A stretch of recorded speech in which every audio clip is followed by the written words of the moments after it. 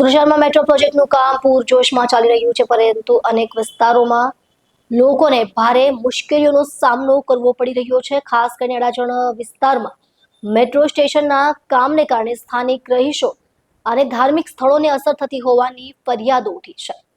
સુરત અડાજણ વિસ્તારમાં આવેલ બદ્રીનાથ મંદિર નજીક નિર્માણ પામી રહેલ વિસ્તારમાં મેટ્રો સ્ટેશનના કારણે આસપાસની સોસાયટીઓના રહીશો મુશ્કેલી ભોગવી રહ્યા છે। રોડ સંકુચિત થવાથી વાહન વ્યવહાર ખોરવાઈ રહ્યો છે। ધૂળ માટીના કારણે આરોગ્યની સમસ્યાઓ સર્જાઈ રહી છે, તેમજ મંદિર સુધી પહોંચવામાં પણ અડચણો ઊભી થઈ રહી છે।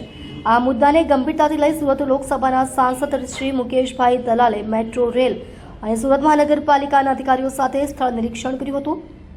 આ દરમિયાન મંદિરના ટ્રસ્ટી, સોસાયટીના રહીશો, સ્થાનિક કોર્પોરેટરો તેમજ પ્રમુખ અને મહામંત્રી પણ હાજર હતા।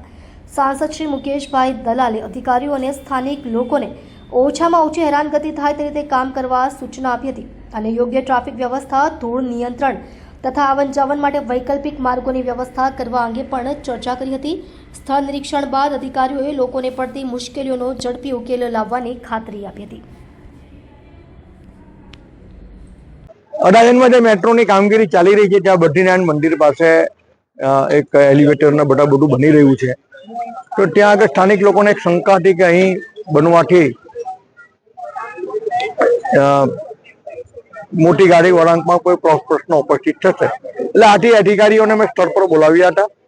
અધિકારીઓ કહ્યું કે ભાઈ અમે તમને પ્રેક્ટિકલ બતાવીશું કે અહીં કોલમ બન્યા પછી પણ ગાડી મોટી વળાવવામાં કોઈ તકલીફ પડવાની નથી, એટલે એ બતાવશે, ડેમોન્સ્ટ્રેશન કરાવશે એ લોકોને અને એ લોકોને કન્વિન્સ કરશે કે જો આ પ્રશ્ન નથી અને એ ઉપરાંત બીજા કોઈ પ્રશ્નો હશે તે સાથે મળીને ઉકેલ કરીને કામગીરીને આપણે આગળ ધપાવીશું। ખાસ કરીને વાત કરવામાં આવે તો અહીંયાથી પિલર પસાર થઈ રહ્યા છે, સોસાયટી માટે પાર્કિંગ માટે પણ એક અવરોધ ઉભો થઈ ગયો છે। પાર્કિંગને પિલરને કારણે પાર્કિંગ નથી, પિલરને કારણે પાર્કિંગની સમસ્યા નથી, પણ મેટ્રો સ્ટેશન આવે છે ત્યારે સ્વાભાવિક જ છે, કોઈ પણ જગ્યાએ મેટ્રો સ્ટેશન માટે પાર્કિંગનું તો એ રહેવાનું જ છે, એટલે એનો એક ઉકેલ જે પણ કંઈક હશે તે ઉકેલ આપણે અધિકારીઓ ચર્ચા કરીને આપણે આગળ વધીશું।